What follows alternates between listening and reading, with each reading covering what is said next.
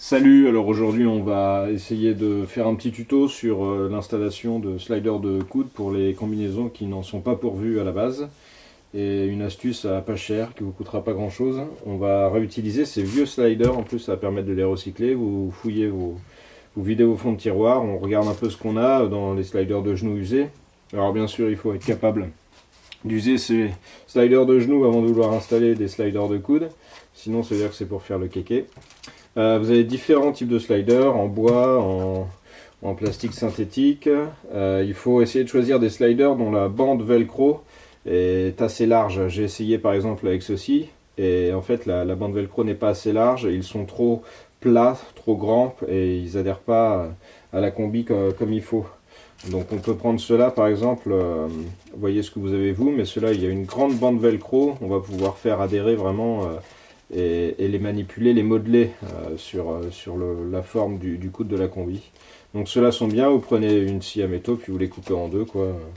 Alors nous voilà en présence de la combi, donc qui a un petit peu touché le coude, pas grand chose. Les mauvais esprits remarqueront qu'il n'y a pas que le coude qu'à frotter. Elle a bien morflé celle-ci, donc c'est une vieille combi hein, que j'utilise plus. On va la préparer, la prêter, on va dégraisser pour que le collant tienne bien, l'adhésif tienne bien. On va utiliser ce genre de dégraissant, par exemple, que vous trouverez un peu partout au rayon droguerie de votre grande surface. Vous en mettez un peu sur un chiffon et puis vous dégraissez bien la partie sur laquelle on va venir apposer l'adhésif. Je vais vous le montrer après. Voilà, et puis on n'a plus qu'à attendre que ça sèche. Alors, pour la suite de l'opération, du coup, on aura besoin de trouver dans un magasin de bricolage ou peut-être même en grande surface ce genre de bande velcro adhésive. Vous mettez de côté la partie rugueuse, vous conservez que la partie, bien sûr, plus douce. Et vous allez couper deux bandes à peu près de la même longueur que le slider. Ouais, voilà, pas plus. Et puis un peu plus petite en bas. Et voilà, ensuite on va poser tout ça sur la combi. Alors, on a récupéré la combi, nos petits morceaux de velcro adhésif.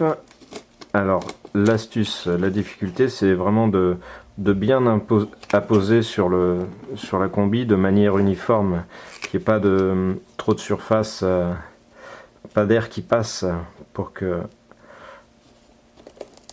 ça colle bien par la suite. Faut vraiment essayer de bien appuyer. Voilà, la deuxième petite bande ensuite.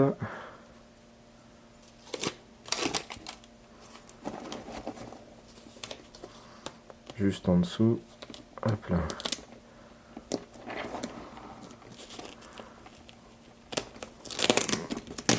Là, par exemple, ça baille un peu trop. Il faut mieux laisser éventuellement un petit peu d'espace sans scratch, mais que les deux bandes soient bien collées sur la combi, plutôt que d'essayer de relier bien les deux scratchs ensemble et que le scratch fasse des vagues. À mon avis, c'est plus craignos. Voilà, et ensuite on n'a plus qu'à poser le slider. C'est pareil, lui. Bien qu'il adhère sur un maximum de surface. Et voilà, je vais vous montrer mon autre combinaison plus récente sur laquelle j'ai déjà fait ce montage. Alors voici la combi que j'utilise quand je piste désormais.